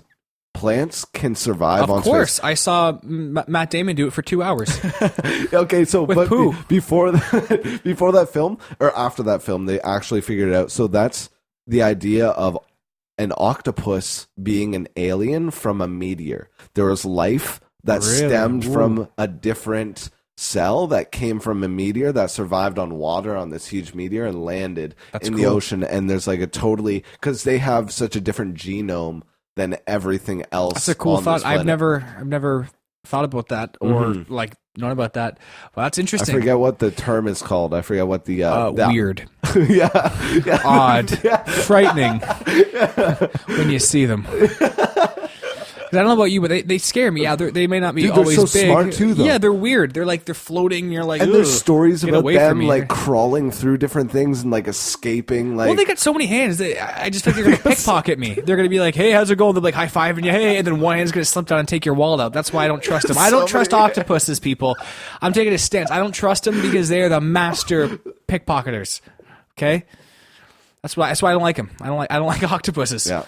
No, they probably would destroy your bank account. 100%. They would probably know how to do identity theft. Now, in relation to octopuses and aliens, yeah, I think that if there are actually aliens, let's just for sake of argument, let's say right now aliens exist. Holy shit, we figured that out. That's it's insane. Oh my god. Yeah. Who is it? Why does someone get to decide? Why does someone get to decide the rest of the world knowing about that? Basically a thing that if you live on Earth, you have the right to know. So let's go through that question. So who gets to decide if we all know about the aliens? I guess the U.S. government gets to. Do you think everybody should know about aliens if it comes down to it? Well, I mean, it's there's some stupid motherfuckers. Yeah, but I mean, it's we live on Earth. We live on a ball floating in outer space. Yeah. Are people not supposed to know that? If something true happened about their home, about their Earth, their planet, they're entitled to know about it. I'd want to know if I bought a house and there was 47 cows raping each other in the basement. I want to know about that. I need to know about that so I could get rid of that from happening again.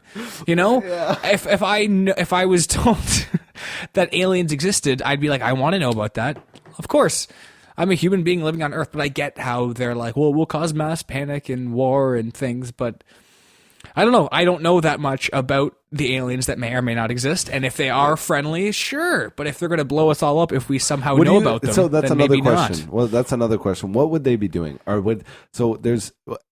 Because it's like with every conspiracy theory, if you're going to be a conspiracy theorist, you have to understand why they're doing it, because that's where the fault in a lot of these conspiracy theories come in. Like the flat Earth. Why does that matter? Well, that's my question. You have to give me the why. That shouldn't be a conspiracy theory. That's anti-intelligence. But you brought that. But you brought that. I up did because it's ridiculous.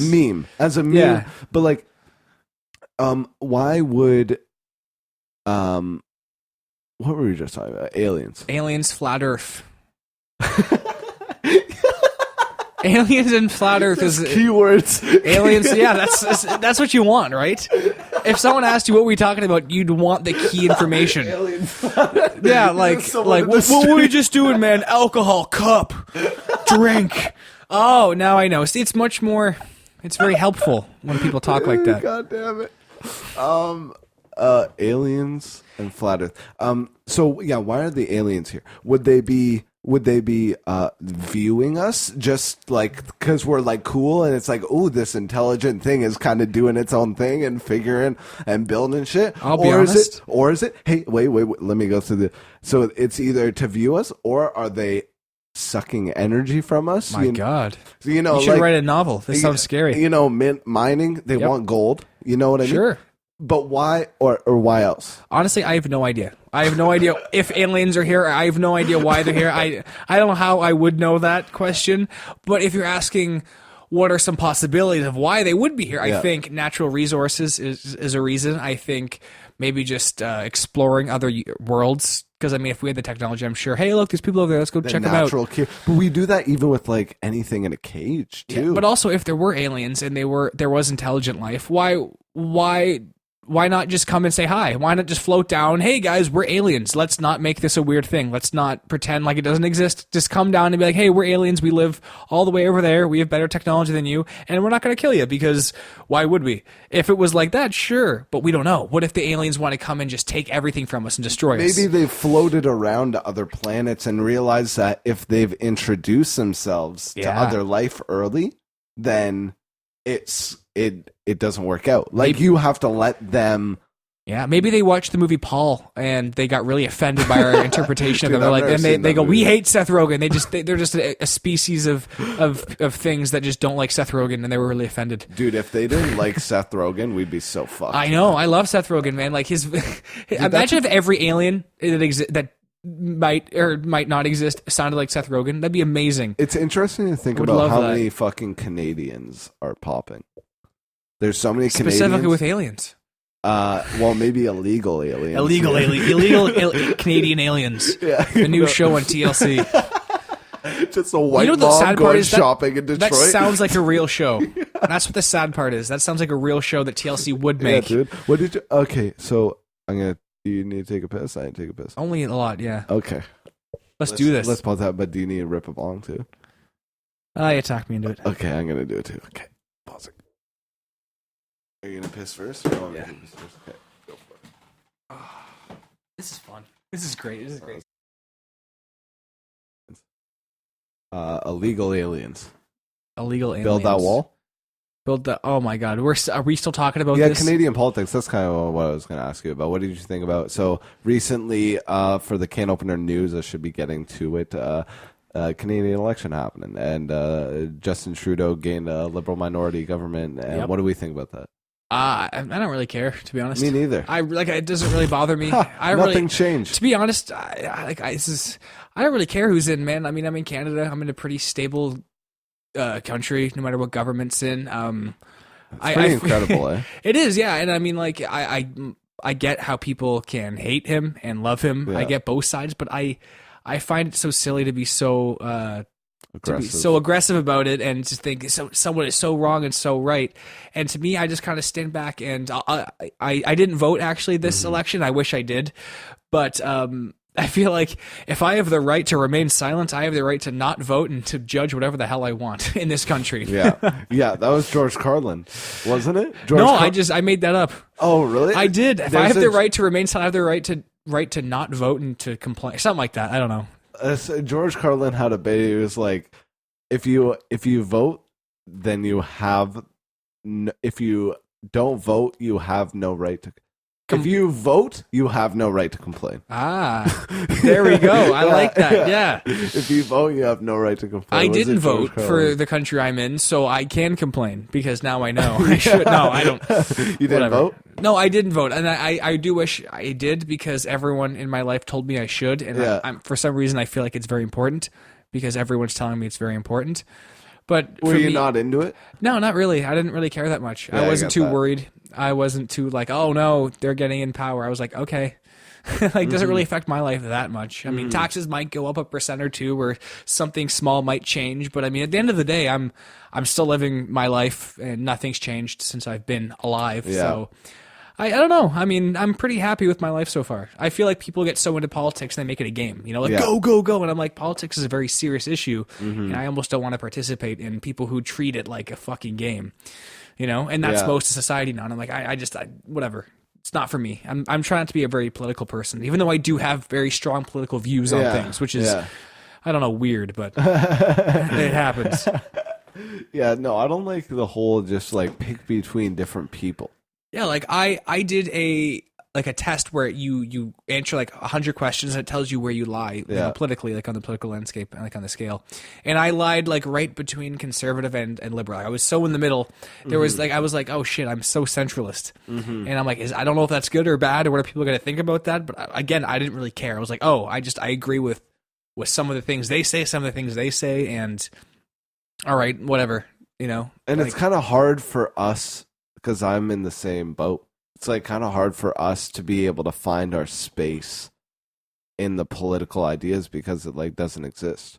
There's no party that thinks that way. It's either liberal, Justin Trudeau, or conservative, Andrew Scheer. We're like, dude, none of that shit. I couldn't vote for Scheer just because he just looked too smug to me. I just see his pictures everywhere. I'm like, idiot. You look like a guy I would not want to have a beer with. Yeah. And Trudeau, I feel like, you know what? He might have a funny story or two. He's got nice hair, and I don't think that's anything wrong. I think our prime minister should have nice hair. I think that's a plus. You know, I think that's awesome. Isn't it weird though that he got in just because his dad? Sure, people can say that. You know, but it's like, I totally. But it's a weird world we live in. Like, that's a political monarchy. I thought we got away from kings and queens and princes and. Well, I don't mind Trudeau so much. I mean, I don't hate him. I don't love him.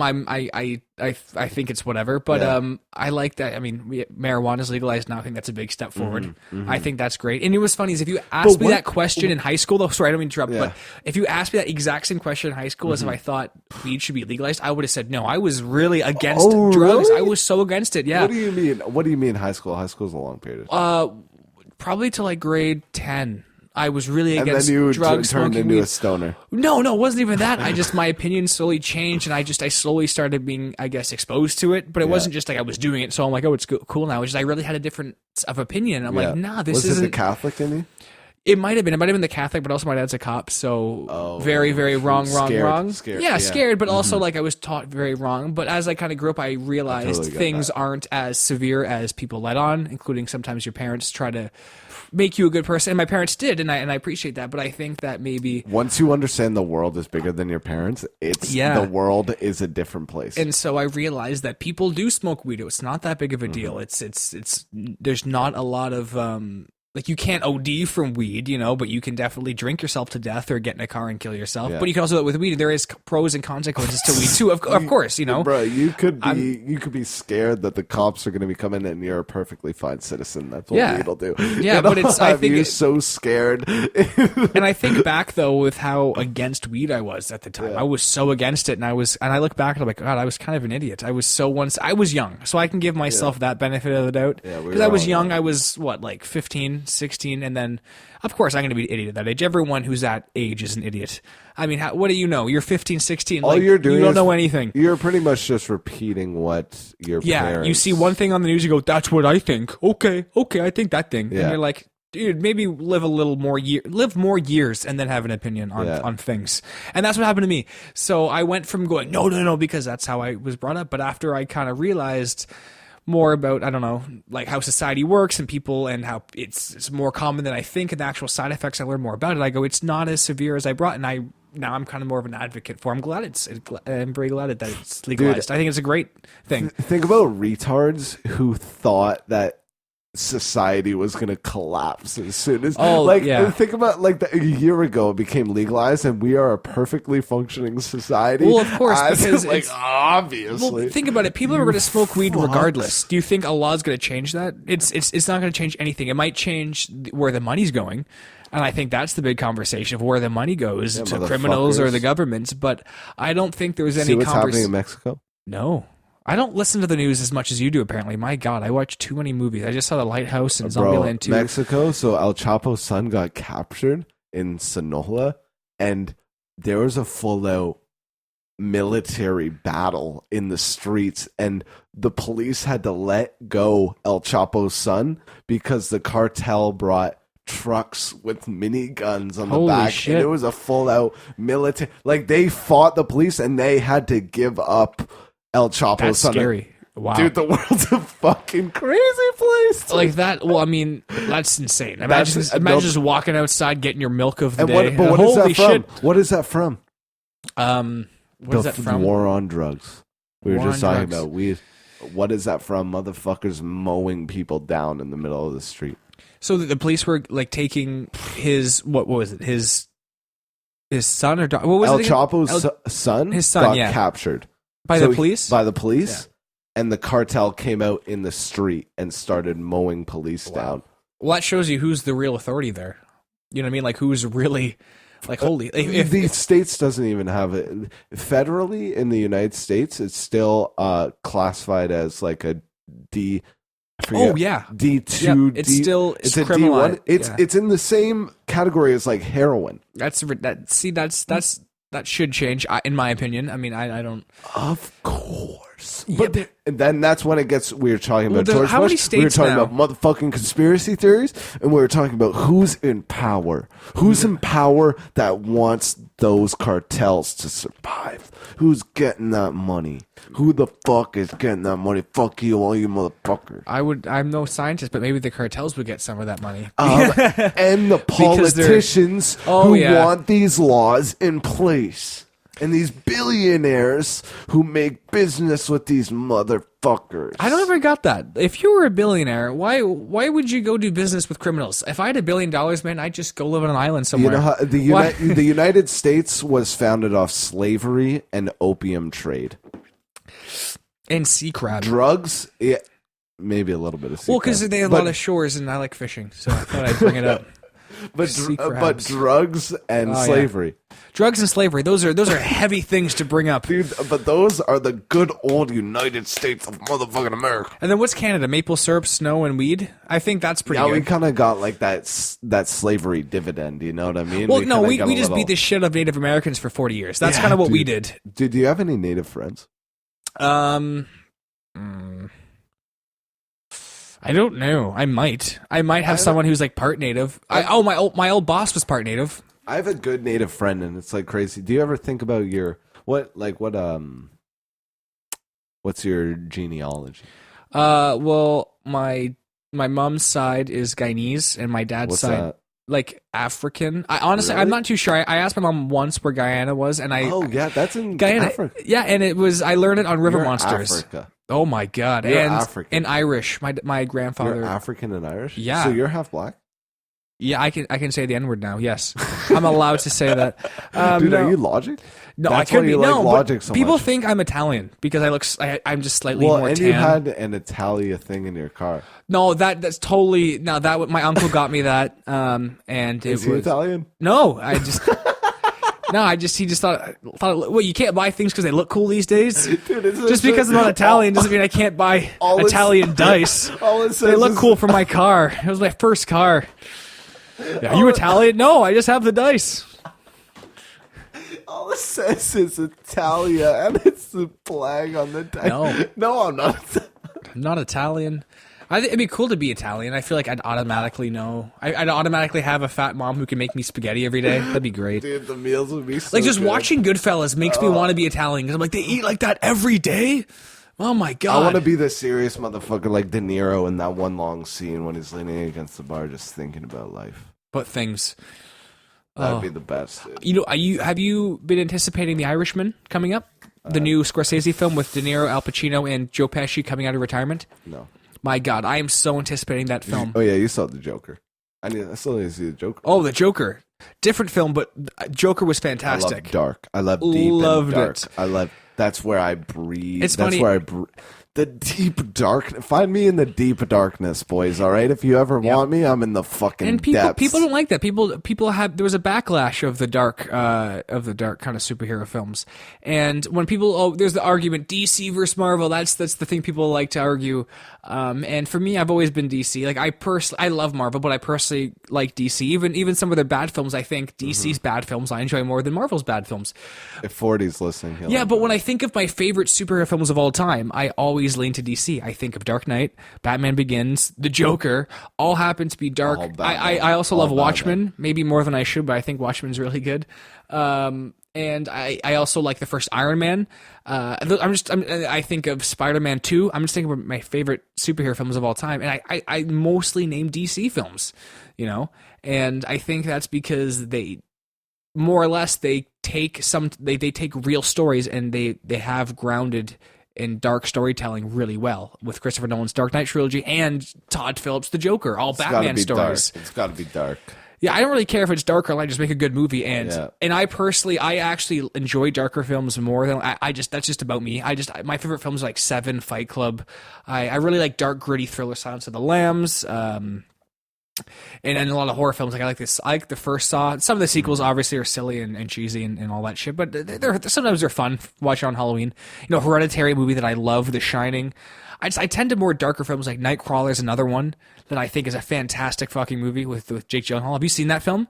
When he was snubbed for the Oscar in 2014, drives me insane every time Fuck I talk the about Oscars, it, bro. Fuck Oh, the I know. institutions. No, I know. It's Oscar baiting. You know what I was films. going to ask Christ. before talking about your school? I don't know if this is going to lead into a tangent or not, but I was going to ask you, do you think that there's, you know, I enjoy the ideas of the digital world taking over and the destruction of our institutions in the world that's happening right now. And in school, you go to the film school. Do you think there's like a bias against digital media because it's almost like a threat to the filmmaking? school business in terms of, oh, you don't have to even go to this school in order to create the same kind of films that you might be able to via digital or otherwise? That's a good question, and it's a thing that we talked about earlier Less too about industry gatekeepers. Yeah, well, should because I it's say. because you can learn and do so much on media. You can make your own short films and post them on YouTube or Vimeo, whatever you want, whenever you want. You know, there's no I restrictions. watch a to guy that. who makes claymations, minute-long claymations, and he's huge on YouTube. Yeah, I And used to that's do that what he actually does. when I was in high school too. I used to make a That's bunch of. super Actually, dope. I have some on YouTube. I got to show you later. Definitely. I was really young. I was in like not high school, sorry, like grade school. I made them, but I think the media these days like it's. What do you think the school curriculum like? Do you think they're do you think they kind of avoid that world? No, we within actually the because I'm in curriculum? my actual program is film and media production. So we talk about media a lot, and so I feel like our program actually So has it's like taken content production. Yeah, and it talks about like broadcasting, filmmaking, but also like talking about like making films for television and all sorts of outlets. Advertising. Exactly. We talk about all that stuff, which I actually really like my program for. And I think it's great. But media now, there's so many outlets. There's so many things you can do. There's so many different places you can put your content and so many. We were just talking about YouTube too. And I just think about the idea of schools, and even at the beginning of this podcast, we talked about that class. We said it questions our confidence in In the school system. school institution. Yeah. And there's so many places to learn on YouTube, and You can get everything you want to know for free on YouTube, and I think the reason why I personally think people should still go to school. People should always go to school. you mentioned the great point at the beginning of this podcast, and you're probably going to mention it right now. No. I'm The probably not gonna say social. it. That's what I was gonna say. Yeah. So the social aspects. Build those connections. Yeah, build those connections, and also just allowing yourself to be around people who have the same interests and same like developing minds as you in the same way, but also to be wanting around a the little same more. equipment. Yeah, exactly. So you can collaborate, and It's not like you're working at Tim Hortons and you're working a part-time job and it's like dead-end motherfuckers who No. don't want anything to do with their life, and you're in class with a person beside you who's like, I want to learn more. who wants to go the extra mile and do things, not just because they have to, because they're in the program, because they want to. They're there because they want to do it, and they're doing it because they have a passion for it. And that's the biggest thing. I think people with a passion, that's the only thing you should look for. Someone who wants to do something, not because they want to, because they need to, because that's who they are. I think that's what separates people who make great films, and people who strive the extra mile, who actually go all of the way to be the filmmaker that they want to be, because it's inside of them. It's not something they want to do. You got to be Jewish too. You got to be. Oh, if you want to be rich, sure. Yeah. Yeah, well, and Hollywood, right? Like Hollywood. Oh yeah. You know what's funny is I was 14 years old when I learned Steven Spielberg was Jewish. I was not a bright child. Is he Jewish? Think about his name. I guess Spielberg. Yeah, that makes sense. Yeah. Yeah. Right? Yeah, So you were now years old that you realized that. You were this amount of years old when you realized that fact. Yeah, dude. That's not even that surprising, because it's Spielberg. I mean, Yeah. and it makes sense he did the Schindler's List, so Dude, that was such a good movie. it's a great movie. Oh my god. Mm. Rest in peace. Sorry, I gotta chug that beer again. Sorry, that's so good. All right, well, so maybe we should end on that, you know? Sounds good. Drinking beer, good times. The Holocaust didn't happen. Oh, wait. Of course not. No, wait, shut up. No, I should say no. The Holocaust happened, and it was a terrible. it was a They'll terrible callers thing, in. dude. The Holocaust happened. No, it didn't. That's a terrible soundbite to have in life. You don't have an Instagram. You don't. Instagram. You know what? Follow me on Instagram at Jacob Phair. You can also look up my YouTube Jacob channel. Phair, how do you spell your last name? Phair. Just imagine the word hair Yeah. and adding P to it. P Yeah. hair. Yeah. So imagine Jacob P hair. That's a Jacob- great way to remember me. Jacob Phair. There Yeah, you my go. friend made fun of me when I was younger, and I stuck. And I thought it was funny. Jacob I thought P hair was Phair. funny because Yeah, Jacob no, P hair. That's good. Yeah. There was this guy who went to my school. His name was Chris Peacock. That's funnier than P hair. That takes the cake. Chris Peacock. Why would you name your son Chris if his last name? That's like is naming your son Peacock? Lance Vagina. Like, why would you do that? You know, who are you helping in this? Is this for a bit? Lance Vagina. Please stop doing that. Lance Vagina. Come on. Vagina. Lance Vagina. All right. I appreciate it, bro. All right, man. Thank you for having me. We'll talk about the podcast in the future. Yes, that'd be great. I'd love to do this You again. might be seeing more, Jacob. I hope in the so. future. I All hope, right. I hope you hope so. God bless. Thanks. All right. Peace, bro. You know, you have your bad thoughts. Hopefully you do good things. Everybody has a competition in their brain of good thoughts and bad thoughts. Hopefully the good thoughts win. For me, I always have both. I have like the thing I believe, the good thing. That's the thing I believe. And then there's this thing. And I don't believe it, but it is there. It's always this thing and then this thing. It's become a category in my brain that I call, of course, but maybe. I'll give you an example. Okay, like of course, children who have nut allergies need to be protected. Of course. We have to segregate their food from nuts, have their medication available at all times, and anybody who manufactures or serves food needs to be aware of deadly nut allergies. Of course. But maybe if touching a nut kills you, you're supposed to die.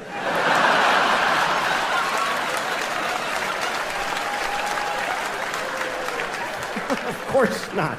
Of course not. Of course not. Jesus.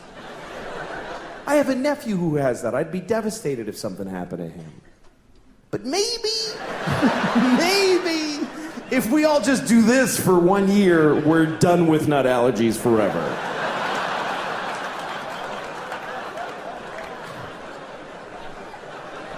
No, of course not. Of course, if you're fighting for your country and you get shot or hurt, it's a terrible tragedy. Of course. Of course. But maybe if you pick up a gun and go to another country and you get shot, it's not that weird. Maybe if you get shot by the dude you were just shooting at, it's a tiny bit your fault.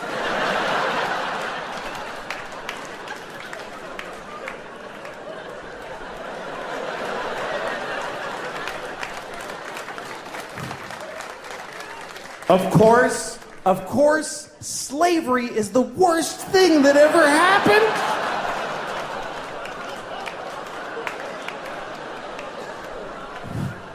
Listen, you all clapped for dead kids with the nuts. For kids dying from nuts, you applauded. So you're in this with me now. Do you understand? You don't get to cherry pick. Those kids did nothing to you. Of course, slavery is the worst thing that ever happened. Of course it is. Every time it's happened. Black people in America, Jews in Egypt, every time a whole race of people has been enslaved, it's a terrible, horrible thing. Of course. But maybe every incredible human achievement in history was done with slaves. Every single thing where you go, how did they build those pyramids? They just threw human death and suffering at them until they were finished. How did we traverse the nation with a railroad so quickly? We just threw Chinese people in caves and blew them up and didn't give a shit what happened to them. There's no end to what you can do when you don't give a fuck about particular people. You can do anything. That's where human greatness comes from, is that we're shitty people, that we fuck others over. Even today, how do we have this amazing microtechnology? Because the factory where they're making these, they jump off the fucking roof because it's a nightmare in there. You really have a choice. You could have candles and horses and be a little kinder to each other, or let someone suffer immeasurably far away just so you can leave a mean comment on YouTube while you're taking a shit. Thanks a lot, folks. You guys were great. Thank you very much.